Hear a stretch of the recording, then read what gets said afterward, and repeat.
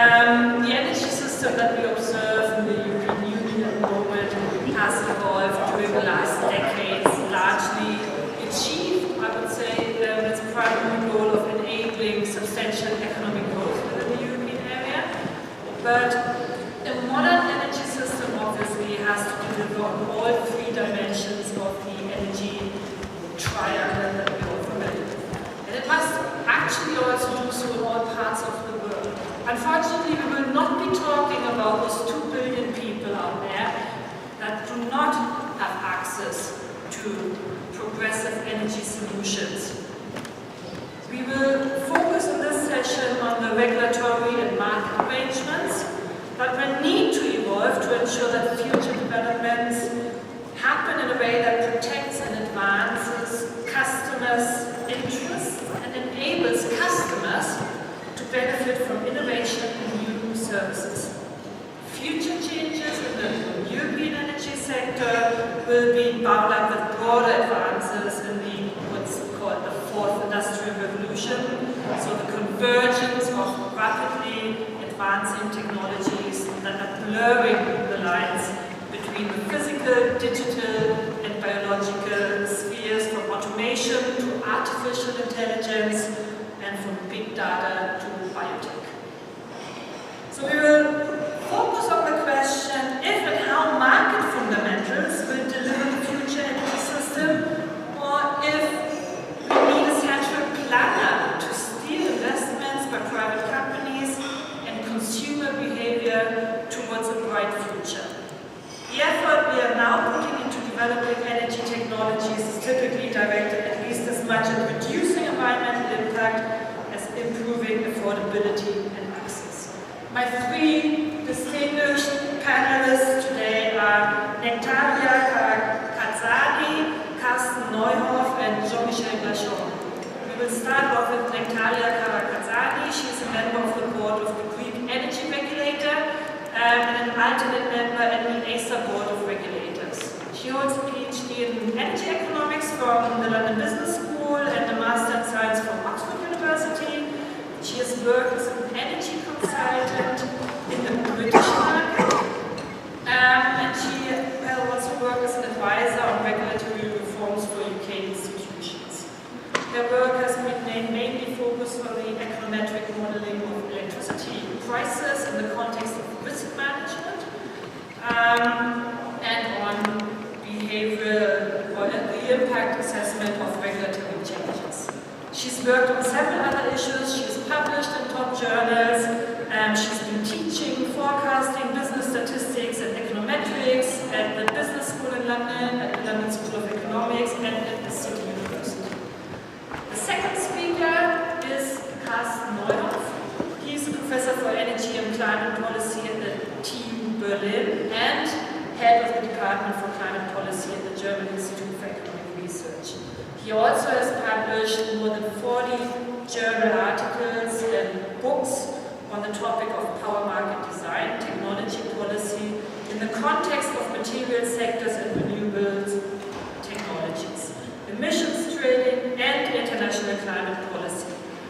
He's leading several research and advice projects for the European Commission and governments for several European member states, and he holds a diploma in physics from a German university.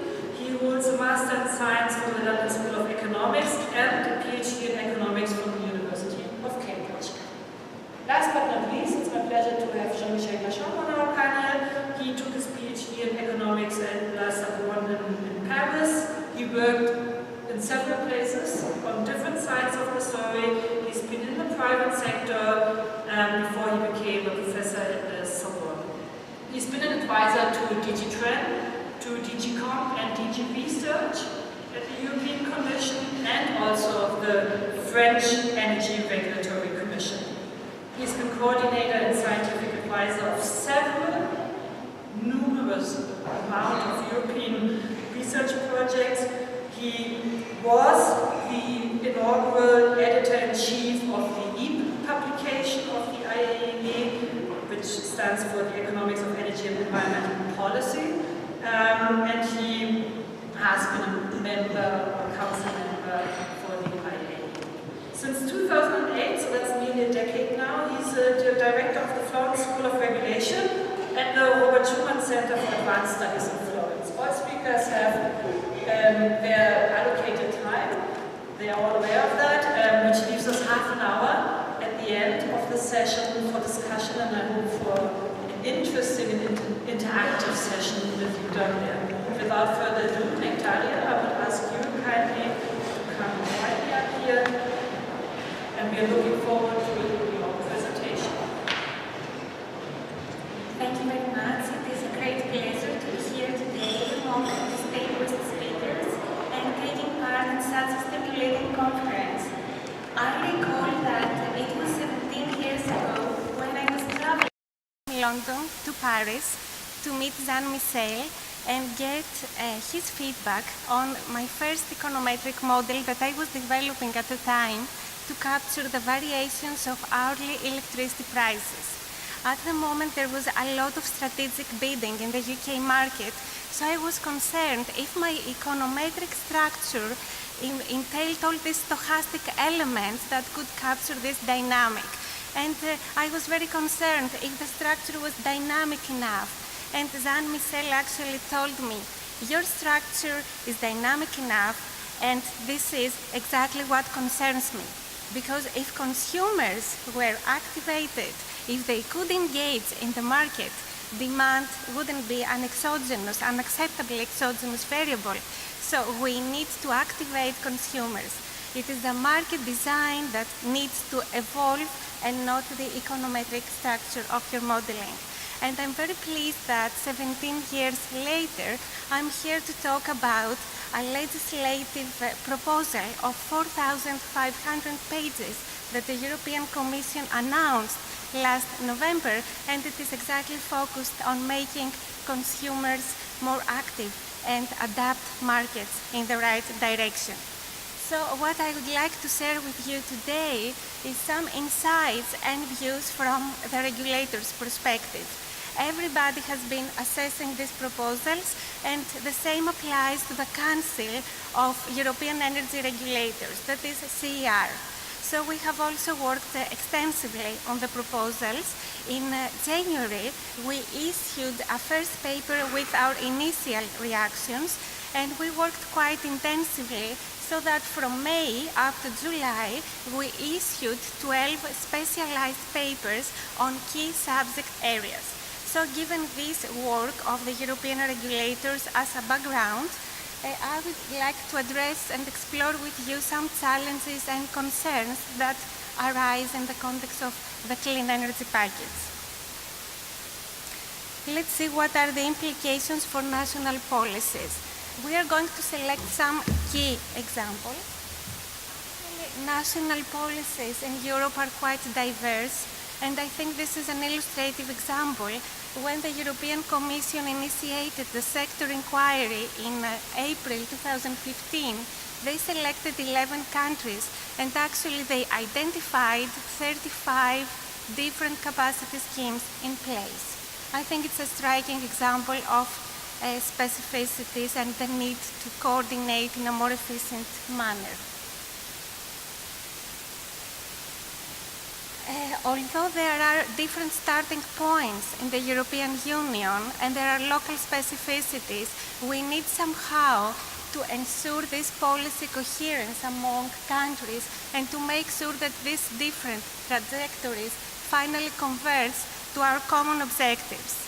Let's see what are these objectives. This is the European Union's energy policy target and climate objective for 2030 and beyond.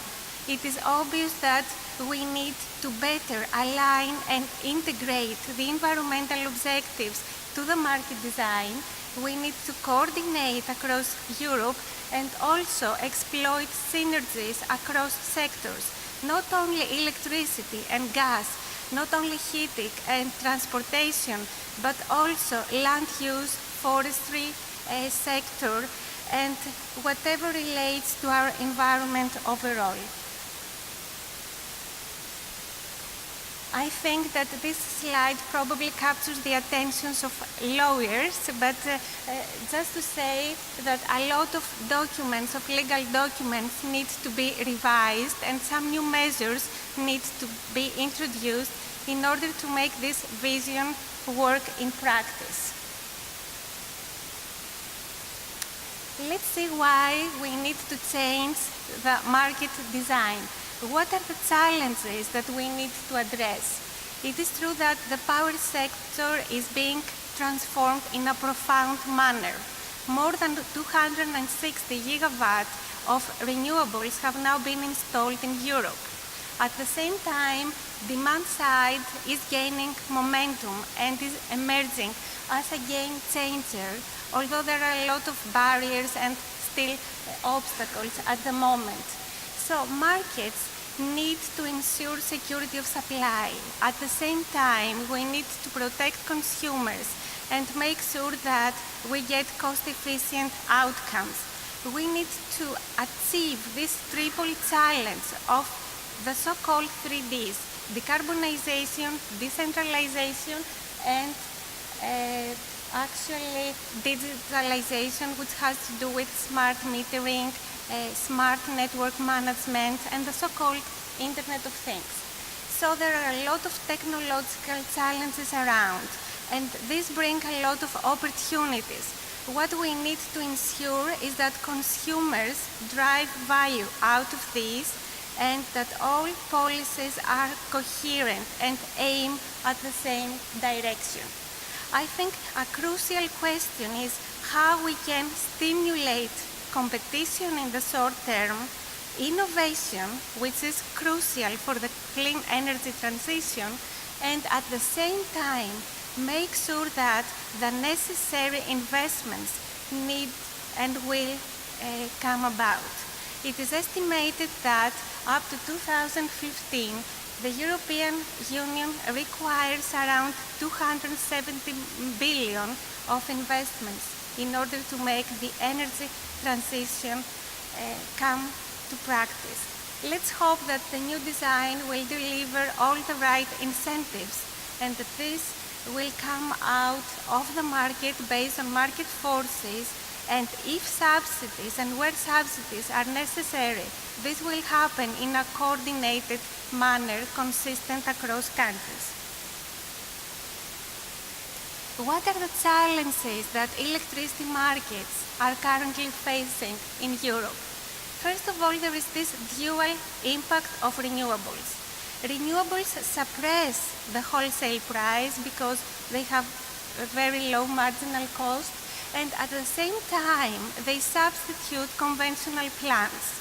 So this combination of low load factors and low wholesale prices actually drives out conventional plants, and more than 20 gigawatts of gas plants have now mothballed from Europe. This creates security of supply concerns, particularly as there are also phase-out plans for nuclear, and obviously this decarbonization objective, which challenges the presence of coal. At the same time, there are some challenges despite the strong technological evolution when it comes to storage, and environmental objectives, particularly after the Paris Agreement, are even more ambitious. As I said before, a lot of investment needs to come about, both in infrastructure and capacity. Let's see what this implies for consumers. There is certainly an increase in overall costs, and this cost needs to be divided among lower or stagnating demand. This means that consumers are facing higher bills, so they somehow need to get more involved and get value out of this transition. What actually concerns us, regulators, even if we are in Greece or Britain or Spain, is that retail prices do not respond to wholesale price drops.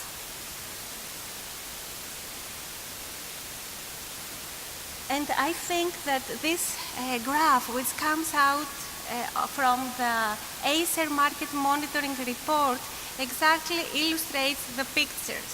It shows that our household bills contain a very strong component which amounts to 63% of non-contestable charges. So although the retail markets are open to competition, although we try not to have barriers to new entrants, this squeezes the effect that switching supplier, the value that switching supplier will bring. And it is a big obstacle. So as I said, in January we at CER issued an initial paper with our first reactions. There are seven fundamental principles that we indicated.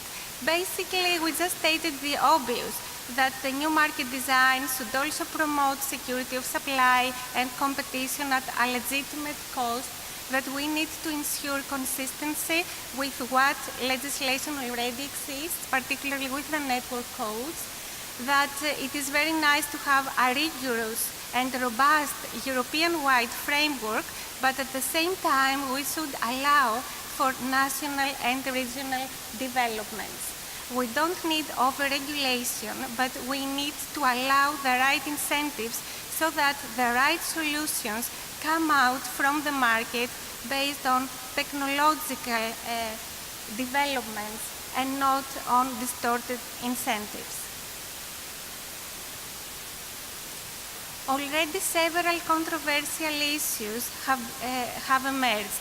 And actually I need to say that the timing of this discussion is actually topical, in the sense that there is a very intense negotiation process at the time. There are a lot of discussions between the Energy Party at the European Council, between the different institutions and the market actors.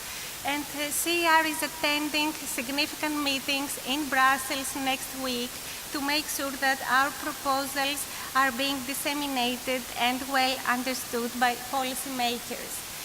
So we have identified some key issues and we are proposing some modifications. These are some of the topics that have attracted attention in the negotiation procedure so far. So later on we will make some brief comments on some of them. Overall, the key message is that it is very difficult to get the right balance between the national level, the regional level, and the EU level. And the success of the clean energy transition probably lies to the right mix of ingredients in terms of policy implication in these key components. First, I would like to give you an example in terms of efficient price formation. This is a key aspect of the clean energy package. The new market design should allow for prices to emerge reflecting the dynamics between demand and supply. And when there is scarcity, the prices should be allowed to reflect this. Obviously, this is a direction that politicians are very hesitant about, and the same applies to Greece.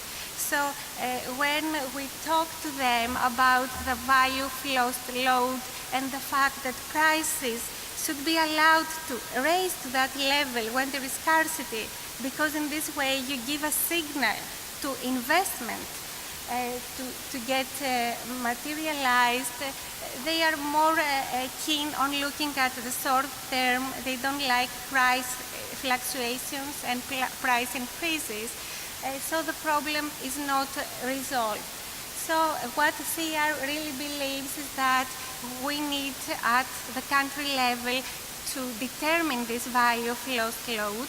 We need to have a clear standard about the desired level of security of supply and remove any barriers that distort prices from reflecting this value. It's a value that inherently measures what is the value for the consumers in order not to get disconnected.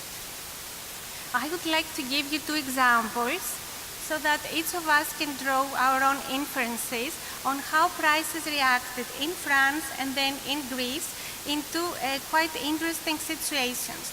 I recall that I was in a panel similar to this in France in February, when there was suddenly a lot of noise in the room and concern because there was an explosion at a nuclear plant. Thankfully, this was not a serious incident, otherwise probably we wouldn't be here today discussing about the legislative proposals. But at that point, there was insecurity about what was going on. The TSO told us that everything was under control, and let's see how markets actually reacted to this.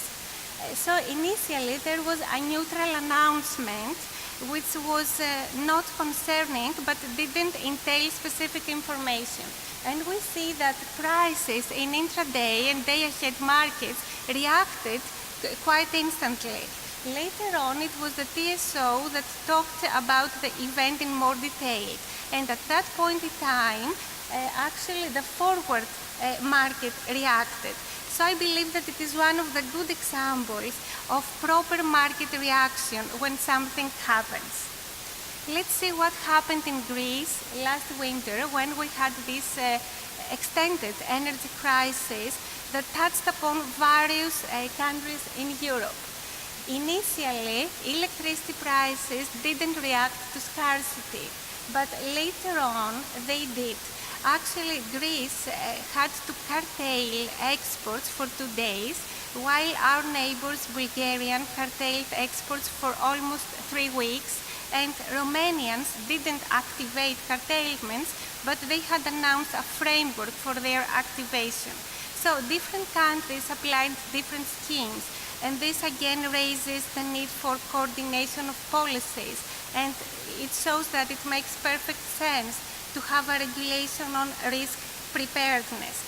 Obviously, there are a lot of reforms that one can proceed with in order to have better market reactions, and currently in Greece we are working on our transition to the target model so that we have hedging tools by next June, and also a balancing platform is introduced in gas so that this extra balancing cost is also reflected in the electricity producers. How about investment signals and infrastructure?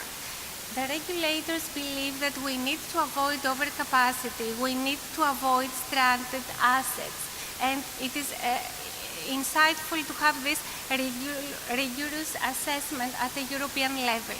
It is crucial to have harmonized principles when it comes to specific technical aspects and to utilize interconnectors. Market states need to derive reliability standards, but also we need to get this extra value from regional mitigation, crisis mitigation plans. Also, it is important that an EU-wide network plan is under regulatory oversight, and this needs to be accomplished by Acer. Let's see some issues that arise when it comes to the assessment of capacity mechanism. We also believe that market reforms should come first, because capacity mechanism can induce distortions, particularly in terms of directing cross-border capacity investments. It is important that the clean energy package recognizes that security of supply concerns can still persist even if you do all the reforms and the interconnections that you could. What is a controversial issue is if we can allow national studies and regional studies which can capture a higher level of granularity and detail to supplement the reference study which is done by the TSO. The regulators believe that we should allow for this flexibility because an aggregate study cannot capture all local elements. Another controversial issue has to do with the emission standard that has been introduced for the mechanism. Some people believe that it's an intervention beyond the ETS that interacts with this. Other analysts say that subsidies shouldn't be given to polluters. Actually, at CER, we didn't comment on this because there were a lot of diverse views.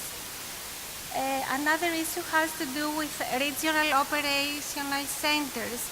I believe that we wouldn't like our national TSOs to get eventually redundant, and it is quite crucial to retain their function as supplementary rather than core functions.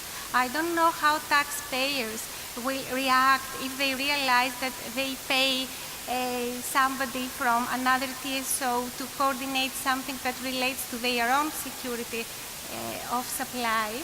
And a quite crucial element is to make sure that whatever is done also has social acceptance and public engagement. Over the next few minutes, I would like to show you very briefly some developments when it comes to renewables. Investor confidence is crucial, particularly as there were retroactive changes in renewable support schemes. Now the new package says that all member states should submit a 3-year national schedule. It seems that this is going to promote transparency and also consistency, because our ministry had to submit 50 discrete plans in the past. Now they need to integrate them and make sure that they are consistent among various obligations and sectors. One controversial issue has to do with the assessment of these energy plans by the European Commission, because if the Commission finds that one plan is inadequate, they may require a member state to contribute to a financing platform regarding renewable projects that are managed by the Commission. This is again a subtle issue.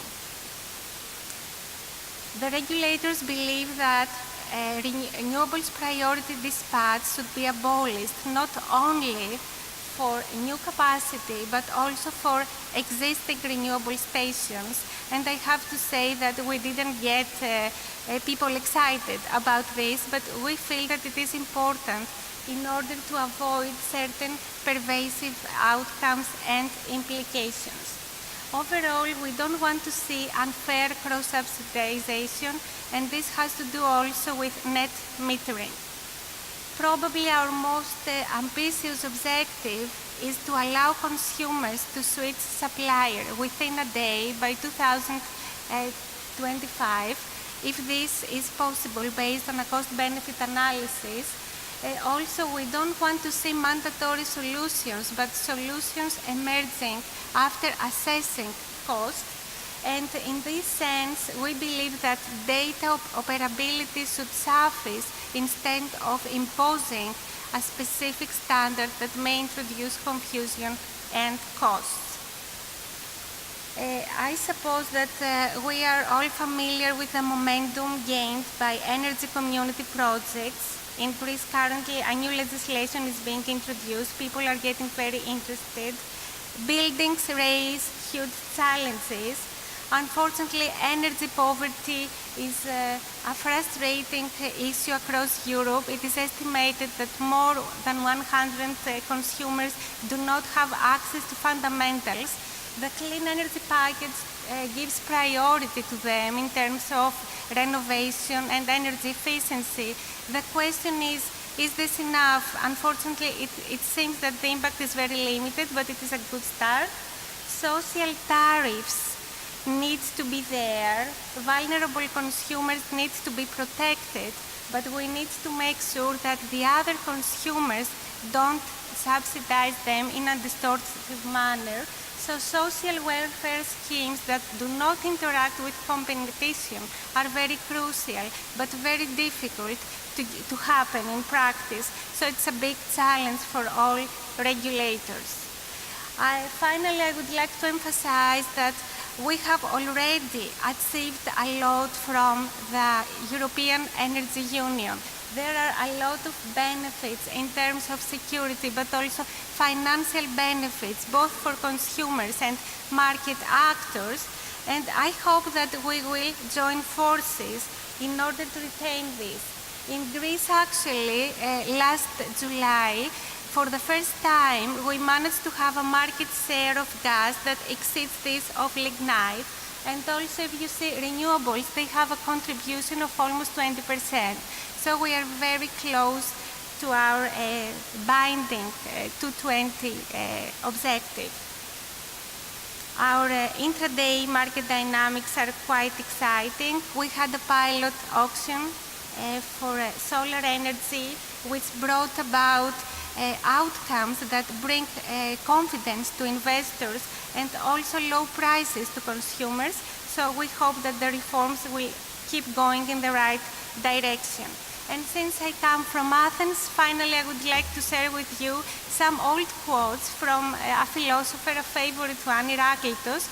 I believe that they are very old, but certainly not outdated. If you wish to create tension, simply try to change something. I think that the negotiation process, which is currently under development, closely captures the atmosphere. We certainly need to join forces and keep working in a constructive manner so as to maximize benefits for our consumers. Maybe some of the objectives seem very ambitious, but the future is there and is expecting from us to get invented. Thank you very much.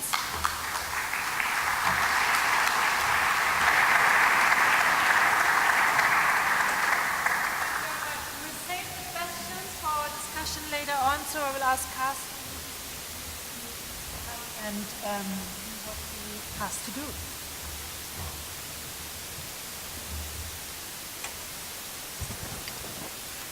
Good afternoon, and thanks a lot for the opportunity. After all the many details that you captured in so much detail and also interpretation, let me first step back to give a bit of a framework to answer this question whether market forces or a planned economy, or perhaps some combination of both, is relevant. To then focus on one element, market forces, the carbon price. Why do we struggle so far, so strongly with it? Particularly because I think it is a key element for the power market as well. To finally then make one proposal, also going to a bit more detail now then, in terms of how I think we can make progress on this dimension. So, with Michael Grappo and Jean-Charles Rocard, we played around with this picture, but what we want to characterize is effectively that as economists we know these production frontiers, and quite often if you think about pricing, we change the relative prices and allow therefore to get to the same outcome with different combinations of inputs. That has been for a long time the key element in our models of modeling climate responses. But obviously it's not only this basic economics one-on-one that is helping us to understand decisions. A lot of decisions, a lot of actors effectively have something more like a satisficing behavior characterized by behavioral or organizational economics, in the way that perhaps in a business energy costs are 1% of overall costs, so there's not that much focus. Once you made a decision, you keep on using energy the same way. So one tends to be quite far away often from this frontier in private or corporate decisions. And a third dimension is then relating to this production frontier, which is not stable over time, which is changing over time. Through innovation or through new infrastructure that allows for a new set of choices to be made. And what we hope this picture helps to do is to think of how different types of choices interact with each other and characterize what is happening in our energy system, in our economy system as we are going forward. And these choices can then be targeted by policy instruments, where we have quite a different set of instruments, and Nektaria pointed to quite a few of them in the winter package already. We have the standards and engagements and information instruments which are particularly helpful to move closer to the production frontier. Then we have markets and prices to optimize along this frontier. And then we have infrastructure investments or innovation elements to move the frontier further forward. And in a way, I think the challenge is really to see how these instruments need to be combined in specific sectors for specific objectives, such that we can use as much as the markets as possible, where perhaps they have the benefit of less regulatory requirements. But if a market by itself is not helping us to get closer to the frontier, then also be open to other instruments to kind of combine a good package that is effectively working. And to illustrate how these instruments can get synergies by working together, just some examples. If you think of standards and engagements, they are probably a key part if you think of energy efficiency, to realize energy efficiency opportunities and get closer to the frontier. And by doing so, we then create the preparedness for consumers to perhaps pay for higher prices for electricity because they need less electricity to deliver the same service, so they increase the acceptance perhaps for price changes, which might still come along in some areas of the power system transformation. At the same time, we've learned on innovation that it's all about engaging at the end the consumer, and unless we engage the consumer, we'll develop technologies that are not acceptable. So again, I think the standards information management is quite closely linked to the innovation strategy. If you think of markets and prices, we always hope for, and I think we will get closer to this soon, that carbon pricing raises revenues, which is necessary to fund some of the innovation, particularly in other sectors now, towards the transformation of these sectors. And at the same time, we've seen in Germany quite prominently that changes of prices create a tension, for example, to the electricity bill. Before the renewable energy surcharge, no one knew in Germany what the electricity bill is. Afterwards, at least, they were a bit more careful about it. And finally, strategic investment options are necessary unless we have innovation that is down the value chain. You will not be able to actually, in the commercial environment, to use these technologies, and then prices don't help very much if the innovation is not sufficiently advanced. So again, quite a lot of interactions that illustrate how important the interaction and the combination of policy instruments is to structure our transition as we are going forward. Let me now focus on this middle pillar, the pricing element. And I think the pricing element is particularly prominently discussed right now in terms of the emissions trading system at the European level, which is at the final stages of discussions towards the 2020 to 2030 timeframe. And in this context, I think everyone in this auditorium would say we need stronger carbon prices. And pretty much every policy advisor says we need stronger carbon prices and has been saying so for a decade. So why are we struggling with carbon prices? And my interpretation is that while often stated, I don't think distribution aspects are really the big obstacle. You can compensate them if you want to. In many instances, they are small. And where actually energy taxes are the biggest, which is in the transport sector, they have the biggest distribution impact. Rural people pay a lot more for their gasolines than somewhere else. So we have good counterexamples that prices can be used politically, even so there might be distribution implication. Others argue about the complexity of ETS or carbon pricing, but first of all, if you talk to tax lawyers, they say, wow, great, what you guys have in the energy sector in terms of information, in terms of detailed analysis, is probably more exaggerated than in any other sector. And also together, I think we've seen more charging systems coming up, so I don't think that is the basis reason why we don't have a stronger carbon price in the area. My sense is that it really has to do with these concerns voiced by primarily industry about competitiveness or carbon leakage. That has motivated exemptions, a set of exemptions, free allowance allocation, also exemptions in energy charges. But industry continuously sees and has been involved in updates of our regulation as we go forward, and each time there's a new debate about what is going to be the level of exemption and how is it going to be structured next time around. And it was quite interesting in the ETS debate in Brussels over the last year or so that it had two implications. The industry again was motivating, engaging their CEOs to go and participate in the lobby activities, which had one interesting aspect. The CEOs realized how big they're exposed in terms of carbon liability. And so I think the activities of steel or cement right now towards thinking about clean technologies was motivated by the CEOs realizing, oops, actually, if we really have to pay this, it would be really a lot of money.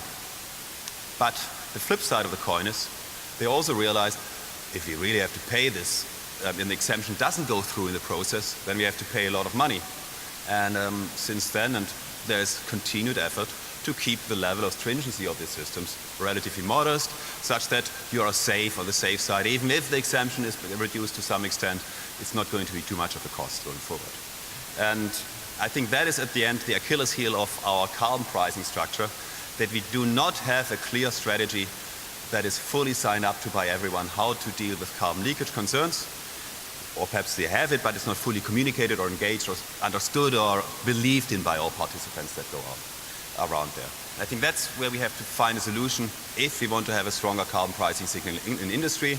And given that industry and the power sector are both in ETS together, that also affects fully the power sector. And I do think they do need to stay together in ETS, because with sector coupling, with the energy transition, we will have a lot more substitution of electricity in other energy carriers, particularly in industry. So having a different carbon price signal for industry and the power sector would be very difficult for the transition process as well. And it is worthwhile to consider these aspects. Steel or cement, each one of them has globally more emissions than international aviation altogether. In Europe, it's 16% of total emissions, roughly split into 6% for direct emissions from heat in the industry sector, just for material production, by the way. A third, 6% process emissions from steel and cement production with chemicals, and then 6% the indirect emissions for electricity used for production of basic materials.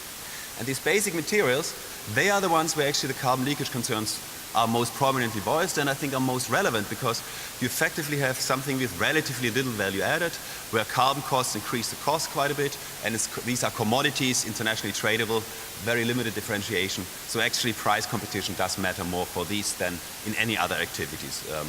And therefore, if carbon leakage concerns are of relevance, then here. If you now look in terms of what happens with the ETS price signal, why do we need it in industry? We can think of fuel shifting or production efficiency improvements of steel or cement, of chemicals. And obviously the carbon price signal gives incentive to be more efficient in these productions. But to achieve the deep decarbonization objectives as in the G7 or Paris Agreement, we do need new technologies for steel making or cement making. And that does require quite a lot of big scale investment. The same we've seen it now in the power sector. We'll be replicated this, and I think in some of these basic material sector, different scale of activity, different actors, but a lot of upfront money. And I think that needs to be coming from somewhere. And secondly, it needs to be something where, if you think about CCS or electricity-based steel making, it will in the long term still have higher costs than the non-so climate-friendly technology. So you want to be sure as a company, if you invest in these technologies, that the cost will be passed to your consumers, because it's so much extra cost that a steel company probably wouldn't be able to bear this if applying the technology at large scale. And then finally, if you think of a big area of emission reductions also in materials, is efficient material use or substitution with lower carbon materials. And for this you need incentives. Incentives of higher costs for carbon intensive materials. Again, something where the carbon price can do a lot of good and help to make this change happen. But if you look at the picture, with ETS, with free allocation, we've made progress. We moved from historic based allocation to benchmarks, and you have now effectively the ETS price that we have is relevant for efficiency improvements. But it is muted for the rest of the portfolio of mitigation options, because these commodities are international traded, so you cannot fully pass through the carbon price. And because they're international traded, we make exemptions. So we grant for every ton of steel that's being produced post 2020, you pretty much get the allowances that you need to produce this. So marginal cost pricing suggests you do not even have an incentive to pass through the carbon price for these materials anymore. So you don't have an incentive to substitute, you don't have an incentive to use materials more efficiently, and consumers don't contribute to the environmental costs. So the entire innovation structure, incentive structure is undermined for the material sector. So then change is needed to this, and what will determine, I think, our future of carbon pricing in Europe is whether we find a way of aligning how we want to achieve this change. There are three options. Sorry, one more picture I wanted to add to this debate, sorry. I think the interesting part and the irony is, if you look at a picture like this, where on the x-axis you see the 6 gigatons of CO2 emissions in Europe, on the top looking from a production-based, so what kind of emissions are linked to the production in Europe, and on the bottom, what kind of emissions are linked to the delivery of the services to European consumers. And if you look at household services and transport, they are produce the services in Europe and consumed in Europe, so we have full coincidence of production and consumption-based emissions. If you go to industry, you see first of all manufacturing, we import more manufacturing goods altogether than we export, so the share of emissions of production-based is slightly lower than of the consumption-based. Mining, most of the mined products are being imported, and there's a huge share of emissions linked to this, often integrated to industrial emissions, but it's a separate sector actually. And agriculture is the same picture. You can even get a more differentiated picture if you look, for example, at manufacturing and reduce the exports of European manufactured products, then you see only about half the emissions of the products that we consume in Europe are linked to production in Europe, and the other half is production somewhere else, and likewise trade happens somewhere else. That's the picture of global trade nowadays. Our policy doesn't respond to this. If you think of policy for the sectors where we do not have international trade, there we usually use consumption-oriented policies, gasoline taxes for consumers, or different standards or labels for consumers. If you look at the sectors where we trade internationally, we use production-based policies. ETS is looking at the producer. We try to kind of target the producer in the expectation that the producer passes these incentives through the value chain to the consumers, which I just showed to you doesn't work. So we just operate with the wrong paradigm, which is historically developed but doesn't really fit to this picture anymore.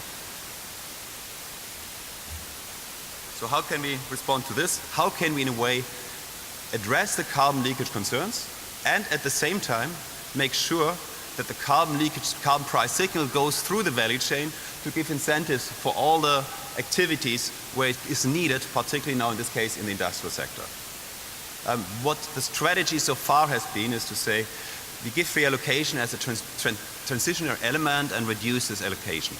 We do a little bit of reduction in Europe, then China follows, reduces a little bit, and gradually we get more and more of the carbon price into the final products.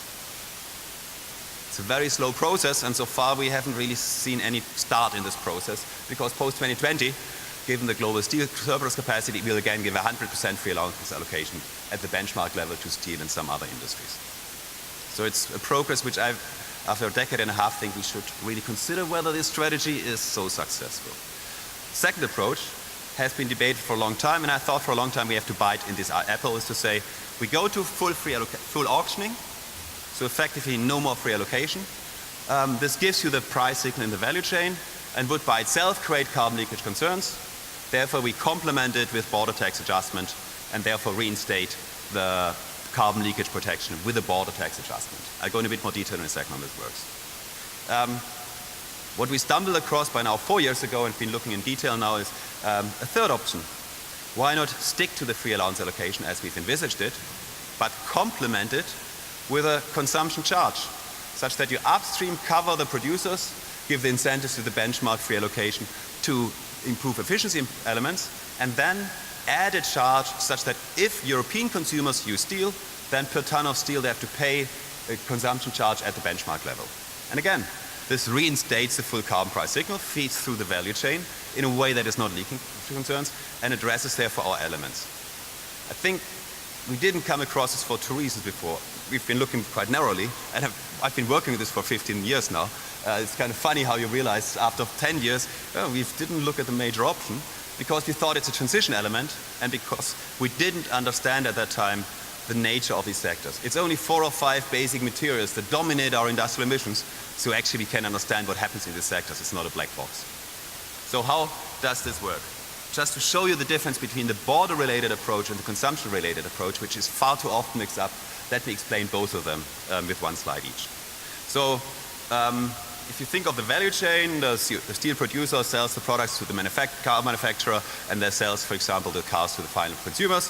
What we would see is that effectively we have auctioning that makes the steel more expensive for the car manufacturer and the cars a bit more expensive, 100 euro per car for the final consumers.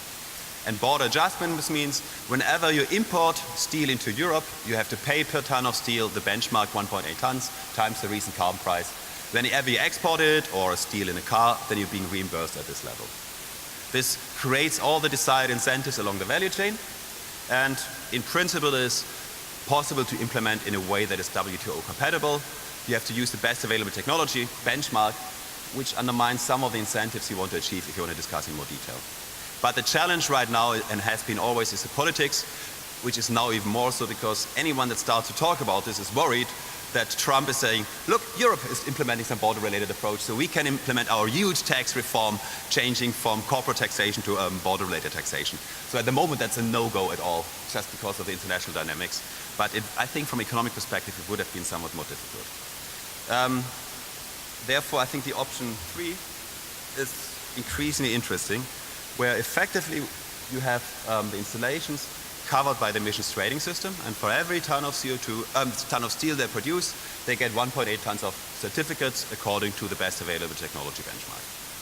And then the producers have to report how many tons of steel they produced and tell who they sold it to. The car manufacturers then report how many tons of steel they bought and what they did use it for. And if they use it to sell to final European consumers, then at that moment, here they are liable to pay a consumption charge. How many tons of steel are in my basic product, my final product, and put this into a national tax trust fund. With the system, you can reinstate all the incentives that have been desired, and therefore have a full carbon price signal that works. We did an extensive study with a lot of European colleagues that helped, and international colleagues as well. It was quite fun. We learned from international experience in similar schemes that does work. It really is helpful to engage consumers. The legal basis is such that you could implement it as part of the ETS directive, so it would be no European tax, but it makes ETS the carbon price effective, and you can go into full detail study there if you want to see the website at the bottom. Under WTO, it's very easy to implement. It's a consumption charge, and we have consumption charges on alcohol, on tobacco, on gasoline fuels. That's something that is acceptable because it doesn't differentiate. And we can find ways of implementing it relatively low key, such that we don't have that many administrative cost links to that. So let me conclude. Going back, we have decision elements that we want to support in terms of shifting to low carbon in multiple dimensions, satisfying, optimizing, strategizing. And I think that is a basis of understanding how we need to make policy packages to structure this transition, to support the transition as we are going forward. In these policy packages, particularly for industry and power, carbon pricing is an essential element, but the Achilles heel of carbon pricing systems so far has been that we keep on running into this carbon leakage concern issue because we are pursuing a strategy of addressing carbon leakage concern that is not being very successful so far, and therefore linked to some level of uncertainty which motivates industry to lobby very strongly for weak systems altogether, at least in the industry part. And therefore I think it is important to find new ways of thinking about this carbon leakage protection approach. Border tax adjustments would have been a way, I think, if we have no other option, but I think has a lot of political collaterals, risks associated with this, and shifting to a system based on consumption charges, I think would be a really attractive way forward for this area. I leave you with the last slide on this, but just want to make one comment in the political context right now. It's the final stages of the trilogue discussion of the ETS package post-2020, and in the context of the upcoming steel debate with the US and particularly, especially US right now, there is still a lot of revisions and discussions going on how this carbon leakage element works. What I'm hoping for is that the ETS directive for post-2020 will have a review provision such that in the year 2020, the Commission is requested to review our carbon leakage approach and explore different options. And one of the options could be this one, such that you really think of what is going to be implemented, and that can be early by the 2020 being implemented, rather than not having such a review provision, having to wait another decade and losing carbon pricing in industry and the power sector in this context. Thank you.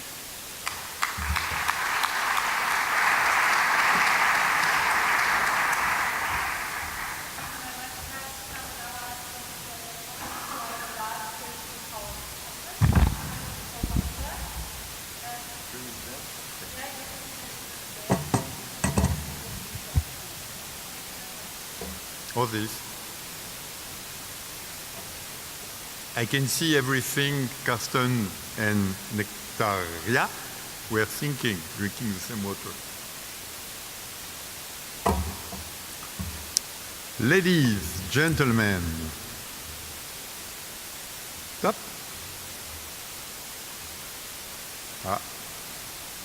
Should work. Yeah, it does. Market state regulation, obvious. The only question is yellow submarine. Why? In the city where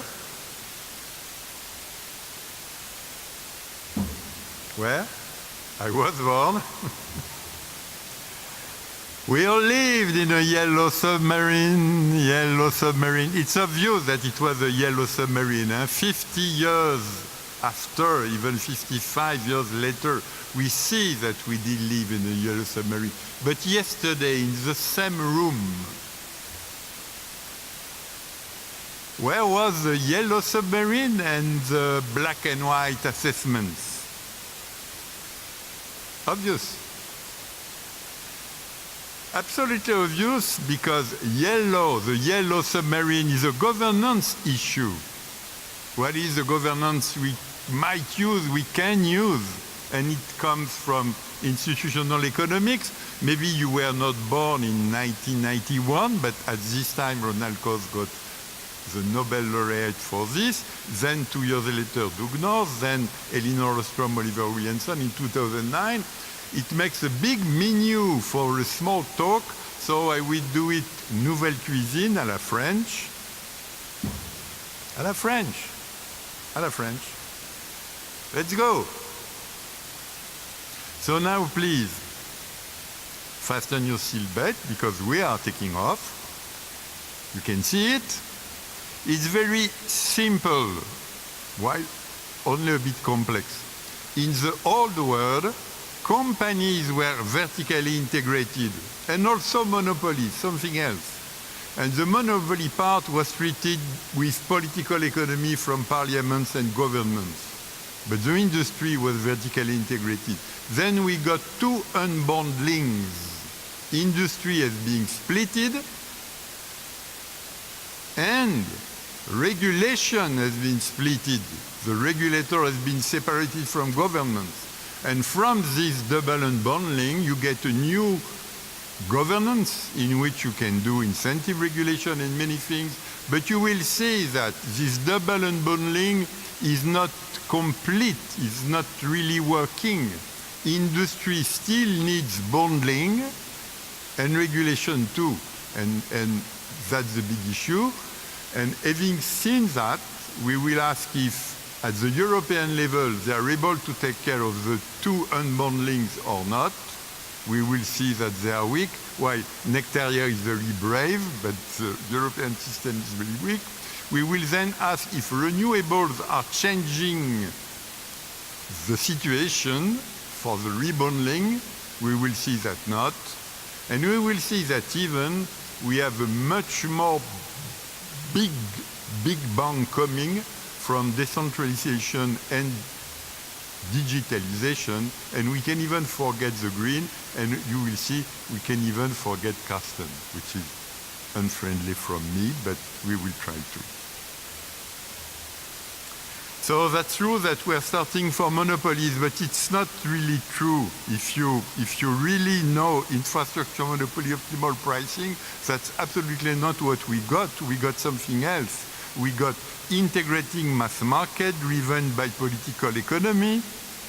This I will skip, but that's the proof. What did we get? Universal service, postal stamp, social tariff, labor working conditions, coal miners' job, peripheral territories, nothing having anything to do with optimal pricing of monopolies. And when we went out of this former world, we went out with a double unbundling, that I will recall you.